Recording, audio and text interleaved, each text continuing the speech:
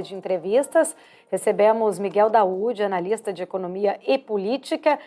Seja sempre muito bem-vindo, Daoud, à nossa programação. Obrigada pela sua presença. Obrigado, Paulo. É um prazer estar aqui com vocês. Prazer é nosso. Daoud, em primeiro lugar, entender um pouco da tua leitura, como que você viu ali os diversos recados, que o Congresso acabou mandando ontem ao presidente Lula? Bom, a gente sabe que existe, a gente sempre comenta aqui, a polarização que temos hoje no Congresso. Realmente tem temas ali que têm grande interesse, pela oposição, como o caso das saidinhas, tivemos lá o caso da taxação de importados. Enfim, são discussões que estão polarizadas. Evidentemente que o governo, na questão das saidinhas, ele não fez muita questão de entrar na discussão no Congresso.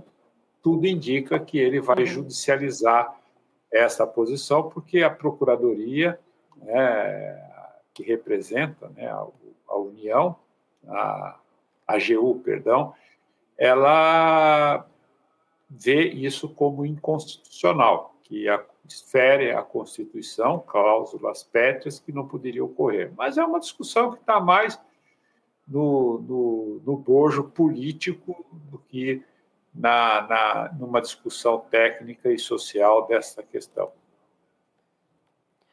Daoud, entrando especificamente na pauta ali mais econômica, enfim, com a aprovação desta taxação agora, de uma alíquota ali de 20% em relação a produtos importados, a gente sabe ali que de fato isso pode acabar também e preocupa muito a questão da popularidade do presidente Lula, A princípio, ele havia já feito uma sinalização que vetaria caso o projeto fosse aprovado da forma como estava anteriormente, ali em 60%, quando foi colocado pelo relator, que seria a proposta inicial.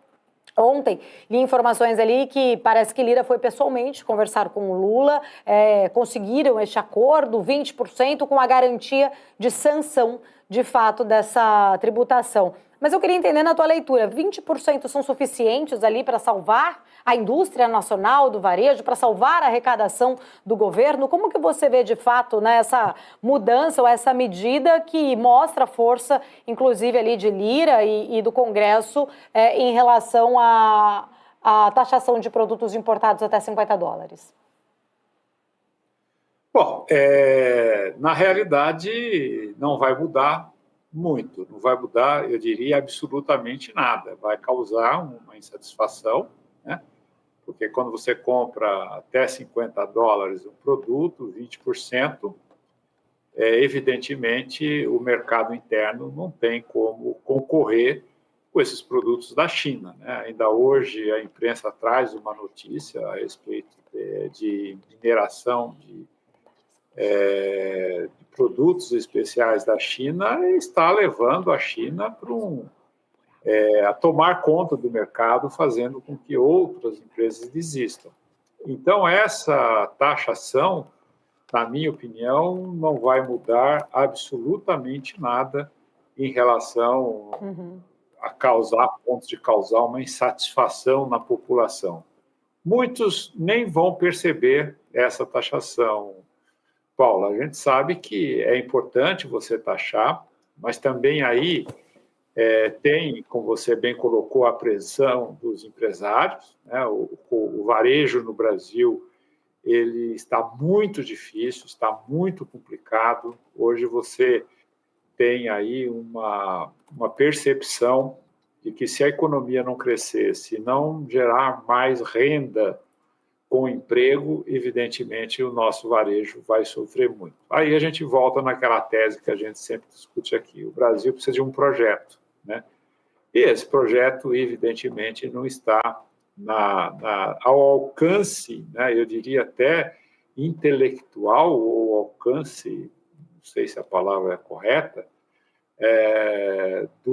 hoje dos executivos e do próprio Congresso. Então, infelizmente, essas discussões serão permanentes. Daoud, muito bom dia, sempre um prazer falar contigo. tem a questão econômica, obviamente, de toda essa discussão, quando o governo pede e solicita essa taxação para um caráter arrecadatório. Algumas estimativas, inclusive eu me recordo do secretário executivo da Fazenda, Dário Durigan, no ano passado, dizendo que se fosse uma taxa de 20%, teria uma arrecadação ali próxima dos 3 bilhões de reais. Claro que isso poderia ser levado em consideração até mesmo uma queda na procura, nas importações por conta da taxação, mas digamos que a gente tenha 3 bilhões de reais, que talvez ali seja o calculado pela Fazenda. A diferença para o déficit, né, da desoneração, o déficit necessário para equilibrar as contas é bastante grande, né?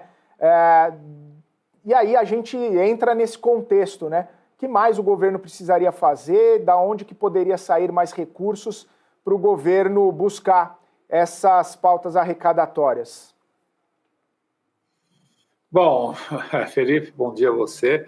É complicado, né? Onde vai retirar dinheiro?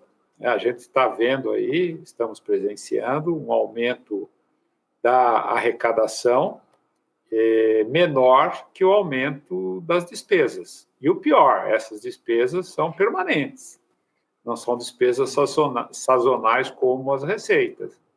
É evidente que o governo vai fazer de tudo para poder aumentar a arrecadação do país no momento em que a nossa arrecadação, a nossa tributação, a nossa carga tributária é muito alta, né? Ele vai inventar uma série de situações, né? Ele vai procurar uma série de possibilidades para taxar ainda mais a nossa economia.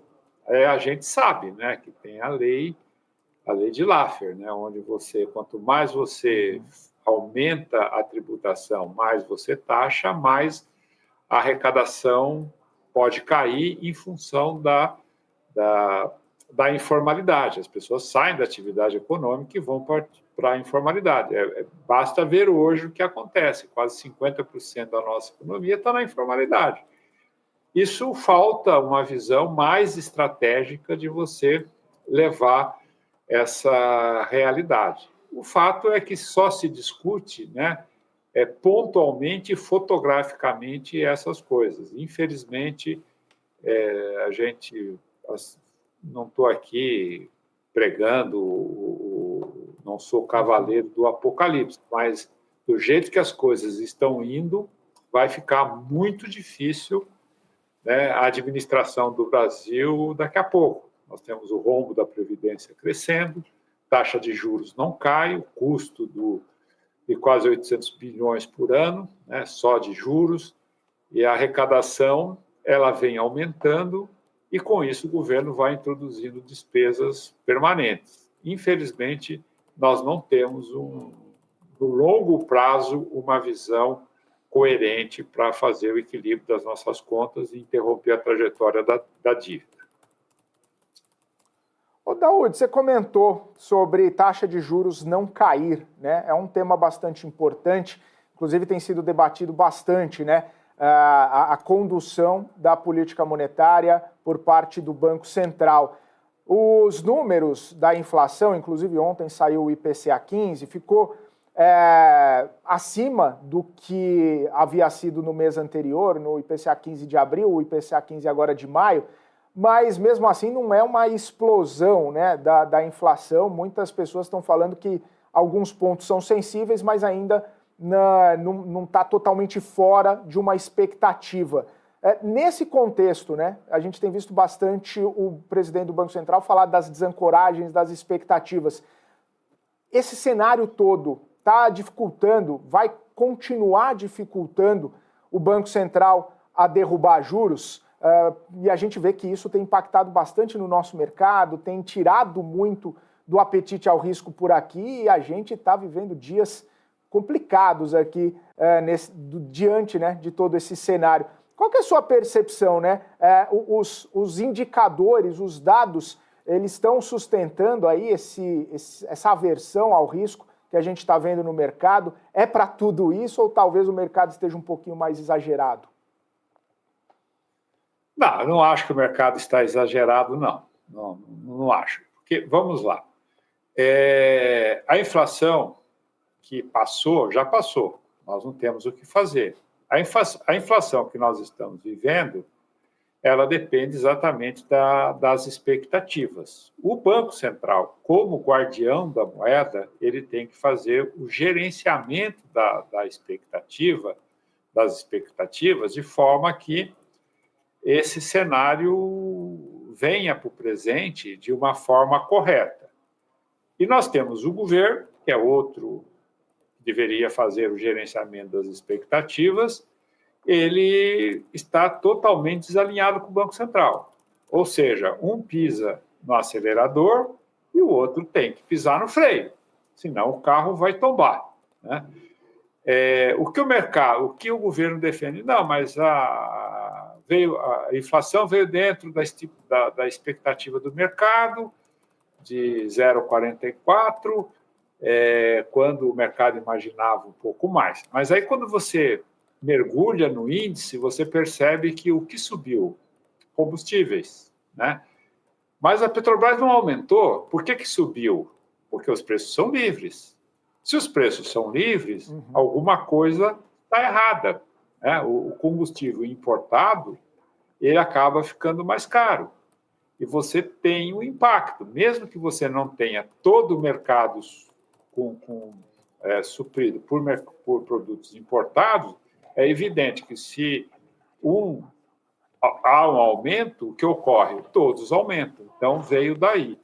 Os alimentos, né, que poderia ser uma preocupação, não estão ainda mexendo, mas vão mexer, porque essa atrapalhada que o governo fez de importar arroz para colocar o seu logotipo no saco de arroz para dizer que ele é bonzinho, que está comprando arroz para a população, isso já está gerando uma alta, né? Porque se você tem um aumento da oferta, um aumento da demanda, né, que o governo vai comprar, é evidente que quem tem o arroz sobe de preço.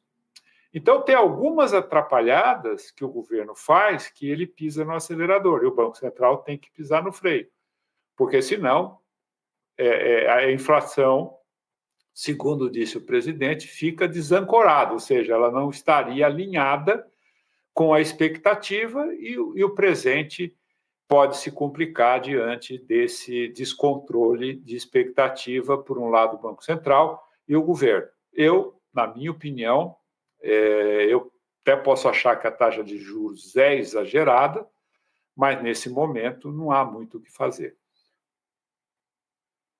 Ô, Daúde, entrando aqui um pouco nessa questão, a gente teve hoje divulgação de 2 dados ali do mercado de trabalho, CAGED, PNAD contínua, mas de certa forma olhando até mesmo pelo CAGED, que é a criação de vagas ali, de saldo de emprego formal no Brasil, 240 mil vagas de trabalho.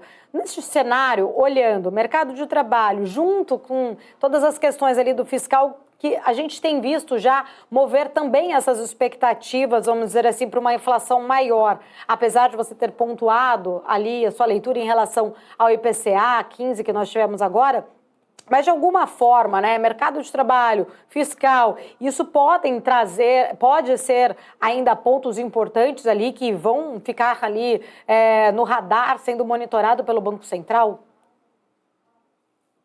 Sim, não tem a dúvida. O Banco Central tem lá um modelo econométrico, né, onde ele tem todas essas variáveis. Né? São variáveis que levam a uma decisão, né, do comitê, que isso é apresentado ponto a ponto, tanto que a reunião tem 2 dias. E é evidente que esses fatores eles são considerados nesse modelo, né, que o Banco Central considera para tomar as suas decisões de taxa de juros. Não é uma coisa tão simples. O IPCA está 3. Não, a meta é aquilo. Não. O Banco Central ele tem uma visão maior porque ele tem a responsabilidade constitucional por ser o guardião da moeda. Quer dizer, a moeda, ela desestabilizada, ela gera um fenômeno inflacionário que se chama inflação. E esse fenômeno inflacionário que se chama inflação corrói o poder de compra. Corroendo o poder de compra, você acaba mexendo na lei de oferta e demanda. Aí você tem a inflação. Então, essa é a função do Banco Central. Eu acho que esses dados, são positivos, né? Você está gerando emprego, está melhorando, mas será que a nossa oferta é compatível com isso tudo? Se bem que a qualidade do emprego que está crescendo não é uma qualidade muito grande. Tanto que, se você comparar a renda e fazer uma análise mais detalhada, não deixa de ser positivo, mas não é essa explosão para que tenhamos aí receio de alguma coisa. Mas o Banco Central considera, sim, esses dados no seu modelo para definir e discutir a taxa de juros.